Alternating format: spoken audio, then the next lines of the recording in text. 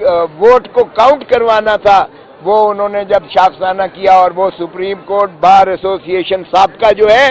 یہ ان کی پٹیشن پر ہوا تھا، تو اس سہولت کاری، اس فراڈ میں پچھلی سپریم کورٹ بار ایسوسی ایشن جو اب مخالف لڑ رہی ہے وہ بھی اس کی حصے دار ہے، اور وہ بھی اتنے ہی ذمہ دار ہیں اس آئین کو اور اس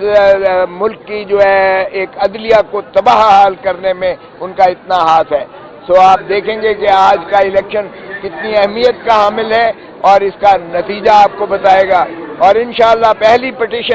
پٹیشن جو سپریم کورٹ بار ایسوسی ایشن منتخب ہونے کے بعد کرے گی وہ کلنک کا ٹیکہ اپنے ماتھے سے ہٹائے گی جو کہ پچھلی سپریم کورٹ بار ایسوسی ایشن نے کیا تھا، جس کی وجہ سے 63A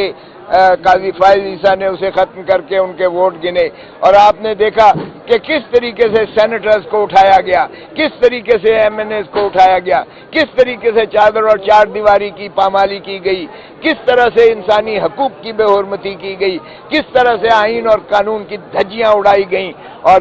کس طرح سے پاکستان کو کنٹینرستان بنا دیا۔ ابھی تو اگر یہ 56 ترامیم جو پوری کی پوری اگر قبول ہو جاتی تو یہ آئینی مارشل لا ہوتا ہے، اس ملک میں آئینی مارشل لا لگ جاتا، اور پھر غلامی ہمارا مقدر بن جاتا اگر یہ اس طریقے سے یہ 26ویں ترمیم، اب یہ 27ویں ترمیم کا کر رہے ہیں، اور 27ویں ترمیم کا مقصد صرف اور صرف یہ ہے کہ پاکستان کے عوام کو، سویلینز کو ملٹری کورٹ میں ٹرائل کیا جائے اور اسٹیبلشمنٹ کو وہ اوور پاور کر کے اسٹیبلشمنٹ کے تابع سارا نظام کر دیا جائے۔ تو یہ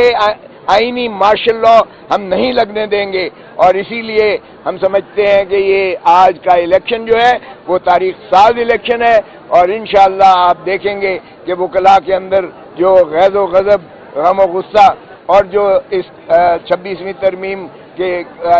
جو شب خون مارا گیا آئین پر، اس پر جو ہے ریئیکشن آئے گا، اور انشاءاللہ آپ دیکھیں گے کہ یہ ہم 26 ترمیم بھی ریورس کروائیں گے